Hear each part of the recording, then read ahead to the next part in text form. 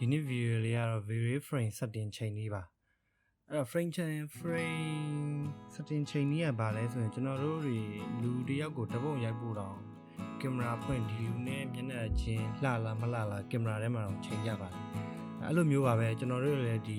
ကိုယ့်ရဲ့ presentation ပေါ့ကိုယ့်ရဲ့ runner ring ကိုလှပဖို့အတွက်အရင်ဆုံးလှပတဲ့ frame လေးချိန်ရပါတယ်ပြောမယ်ဆိုရင်ကင်မရာကိုဘယ်ပုံစံထားမလဲကိုကြည့်မဲ့နေရာဘယ်နေရာလဲပေါ့ကိုကြည့်မဲ့ angle တွေကင်မရာ angle တွေကဘယ်နေရာမှာထားမလဲဘယ်လောက်အမြင့်မှာထားမလဲမော့နေမလားစောင်းနေမလားကျွန်တော်ကြည့်ကြတာပါအဲ့တော့ကျွန်တော်တို့အရင်ဆုံးဘယ် tools ကိုသုံးမလဲဆိုတော့ကျွန်တော်တို့တွေ position camera tools ကိုသုံးပါမယ်အဲ့ကျွန်တော်ကဒီ set ကြီးကဘာမှရှိလဲဆိုရင် tools bar ထဲမှာရှိပါနော် tools bar ထဲမှာကျွန်တော် large tool set ကျွန်တော်ယူထားလို့ဒီ tools set လေးတခြား tools တွေကိုကြိုက်တိုင်းယူလို့ရတယ်အဲ့ကျွန်တော် position camera tool ယူလိုက်မယ်အဲ့တော့သူက position camera tool ယူလိုက်ပြီဆိုတော့အောက်မှာ9ပေ6လက်မဆိုပြီးတော့ပြတယ်အဲ့တော့ဘာလဲဆိုကျွန်တော်တို့ဒီနေရာကို click လိုက်တယ်ဆိုပါတော့ကို click လိုက်တဲ့ဒီနေရာကနေစကျွန်တော်တို့9ပေ6လက်မလို့သွားတည်ရှိမှာအဲ့တော့73ပေနဲ့6လက်မလို့သွားတည်ရှိပါတယ်ဒါတော့ကို slap ပေးပြီးတာနဲ့ဒီ73ပေနဲ့6လက်မဆိုဘယ်ကတိုင်းတာလဲဆိုဒီ coordinate လေဒီနာဆက်ကလေး0ပေါ်မှာ00ကနေတိုင်းတာနော်အဲ့တော့ကျွန်တော်ကဒီမျက်နှာပြင်လေးနားမှာပဲချမယ်ဆိုပါစို့ဒီနားလေးမှာကျွန်တော် slap ပေးလိုက်ဒီက6လက်မနော်အဲ့တော့ကျွန်တော်ရပါပြီသူက position camera 2ပြီးသွားပြီဆိုတော့ねသူ auto ကိုင်တာပါလဲဆို look around 2 look around 2ကျွန်တော်ဒီဘက်ဘေးဘက်ဘေးနဲ့အပေါ်လေးအောက်လေးကျွန်တော်ဆင်ပြေဆိုချိန်လို့ရတယ်ဒါပေမဲ့ကျွန်တော်ဒီနေရာကနေကြည့်ကျင်တော့ညာလဲကျွန်တော်ဒီဘောကြီးကအုပ်နေတိတ်ပြီးချိန်နေမလာဘူးအဲ့ဘာလုပ်လို့ရလဲဆိုတော့ကျွန်တော်ဒီမှာ zoom မှာဟိုက45ဖြစ်နေကျွန်တော်20ထားကြည့်အောင်ဟိုနီးသွားတယ် zoom ကအဲ့တော့60ထားမယ်ပိုဝေးတာပေါ့အဲ့တော့90ထားမယ်ပိုဝေးသွားမယ်80ထားမယ်ပိုဝေးသွားမယ်100ထားလိုက်မယ်ပိုဝေးသွားမယ်အဲ့ပိုဝေးလေဒီနေရာတွေကပိုရှည်လာလေနော်အဲ့ဒါကြောင့်ကျွန်တော်3တယ်အနည်းဆုံးသူ့ရဲ့ default က35လဲတစ်ခါလေးလာတယ်45လဲတစ်ခါလေးလာတယ်ဒါပေမဲ့ကျွန်တော်တို့တွေသူ့ထက်အများ50 20လောက်ပဲသုံးတယ်sorry 15 20လောက်ပဲသုံးတယ်ဥပမာ45ကိုကျွန်တော်တို့10ထပ်ပေါင်းမယ်ဆိုလို့55ပေါ့20ထပ်ပေါင်းမယ်ဆိုရင်တော့65ကျွန်တော်အဲ့လောက်ပတ်ချလိုက်ပဲသုံးအများကြီးမသုံး65နော်အဲ့လောက်ပဲသုံးတယ်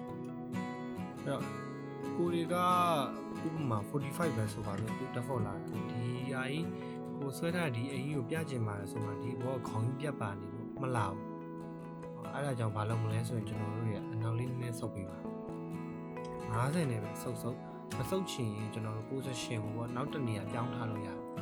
ဥပမာဒီလိုနေရာတွေပေါ့ဒီလိုနေရာလောက်ကိုပြောင်းထားလိုက်တခါကြီးကျရင်နံရံနဲ့ကတ်သွားရင်လည်းလေ runner ring မှာတော့မဲတဲပြီးတော့ဘာမှမပေါ်တော့ဖြစ်တယ်ဒါကကျွန်တော်တို့အဆုံးဆုံးထိဆုပ်ပြီးတော့ညာလဲအဝတ်ဒီအပေါ်မပေါ်သေးဒီလိုမောချလိုက်လို့ရတယ်ဒါပေမဲ့ကျွန်တော်တို့ရဲ့ဓပုံရအရန်မော့နေဒီလိုငုံချလိုက်လို့ရဒါပေမဲ့ဓပုံရအရန်ငုံနေငုံလို့လည်းမရမောလို့လည်းမရဘာဖြစ်ပုံမလာအဲ့ဘယ်လိုချိန်ရလဲဆိုကျွန်တော်ဒီ down လေးနေချိန်လို့ရတယ်ပြီး9 grid rectangle နဲ့ကျွန်တော်တို့အသုံးပြုလို့ရပါသေးတယ်9 grid rectangle နဲ့ကျွန်တော်ဒီ style ထဲမှာပေါ့default tree တွေက style ထဲမှာလေကျွန်တော် watermark ခံပြီးတော့အသုံးပြုလို့ရတယ်ကျွန်တော် watermark ခံပြီးတော့9 grid rectangle နဲ့အသုံးပြုလို့ရပါတယ်အဲကျွန်တော်နောက်ကြုံဆိုတော့ပြပေးသွားပါမယ်ဒီမှာကျွန်တော်9 grid rectangle တောင်းတော့မဆွဲရသေးလို့အဲ့တော့ဒီနားလောက်နဲ့เนาะဒီက sorry ဒီအကြောင်းနဲ့ကျွန်တော်ဒီကအကြောင်းပေါ့ဒီအကြောင်းလေးနဲ့တိုင်းလိုက်ပါအဲ့တော့မော့တာငုတ်တာတော့တိတ်ပြီးတော့ကိစ္စမရှိတော့ဘူးတိုင်းလိုက်ပါအတိုင်းပဲနည်းနည်းလေးတော့ပျောက်လို့နေပဲဖြစ်ပါတယ်ရရင်ဒါပေမဲ့ကျွန်တော်ပူစရာမရှိဘူးဥမာ55ပဲရှိကျွန်တော်50က20အထိကျွန်တော်အများဆုံးယူသုံးမယ်လို့ပြောထားတာပဲเนาะအဲ့တော့ဟုတ်ပြီ view လဲဝင် animation နဲ့ add scene အဲ့တော့ add scene ကဘာလဲဆိုတော့ scene 1ကဘာလဲဆိုတော့ကျွန်တော်လက်တွေပါဒီလိုပဲရွေသွားတာပဲဖြစ်ပေါ့တခြားဒီအပြင်ဘက်တွေပဲရောက်သွားတာကိုလုံးနေပြုတ်နေနေခုနချိန်ထားတဲ့နေရာလေးပျက်စီးသွားတာပေါ့နည်းနည်းလေးမော့သွားတယ်ရော့သွားတာဖြစ်သွားခဲ့ရင်ကျွန်တော်တို့ပြန်ချိန်ရမှာအဲ့တော့ပြန်မချိန်ချင်းကျွန်တော်တခါ save ခဲ့တဲ့သဘော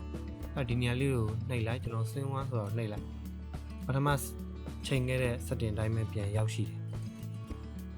အဲ့တော့ကျွန်တော်တို့နောက်တစ်နေရာပေါ့ဒီလိုနေရာလောက်ချင်နေဆိုရင်လည်းလောက်လိုက်ပြီးရင် view ထဲမှာ 2เนาะ1 2ဒီကောင် right click ထောက်ကြည့်ပါ move left right ကတော့ဒီဘက်ညာဘက်ရွှေ့တယ်ဘက်ဘက်ရွှေ့တယ်အဲ့ဒါကတော့ကျွန်တော်ဒီမှာပေါ့နောက်တစ်ဆင်းဒီလိုရွှေ့မယ်ရွှေ့ပြီးတော့အထက်လောက်မယ်ဆို sorry ဒီမှာ right click ထောက်ပြီးအထက်လောက်မယ်ဆိုရင်နောက်တစ်ဆင်းဒီမှာ create လုပ် view ရဲ့ဝင်စရာမလိုဘူးပေါ့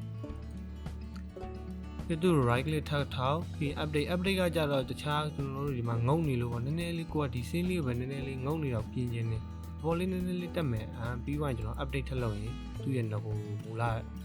ကိုချိန်ခဲ့တဲ့အတိုင်းပြန် update ပြန်ဖြစ်ပေးတယ်နောက်က rename ကနာမည်ပေးတာပါ delete ကဖြစ်တာ play animation ကကြတော့ကျွန်တော်ဒီ play animation စင်းတုံကစားတဲ့သဘောပါအဲ့ဒါကျွန်တော်နှိပ်လိုက်နော် pass နဲ့ stop ဆိုရှိတယ်သူ့ဘာသာသူကစားသွားတယ်ဆိုတော့ stop လုပ်လိုက်မယ်နော် stop လုပ်ခြင်းဆိုဒီတိုင်းမှာသွားနေပါ since နှိပ်လိုက်ပြီဆိုတော့သူ scene 1နဲ့2တွေဒါတွေကနောက်မှ animation create လုပ်တဲ့ခါကျမှာပါ animation video အလုပ်တွေလုပ်တဲ့ခါကျမှာလိုအပ်တယ်ကျွန်တော်မယူเนาะဖြတ်လိုက်ပါအဲ့ဒါတွေ delete လုပ်လိုက်ပါမယ်เนาะ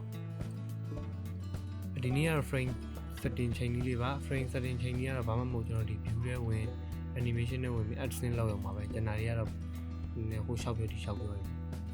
အဲ့ဒီနေ့ video လေးကတော့ဒီလောက်ပါပဲ frame setting ချိန်တဲ့အကြောင်းလေးပြောပြခဲ့ပေးတာပါအားလုံးကျေးဇူးတင်ပါတယ်ကျွန်တော်နောက် video တစ်ခုမှပြန်လည်ဆုံတွေ့ကြပါမယ်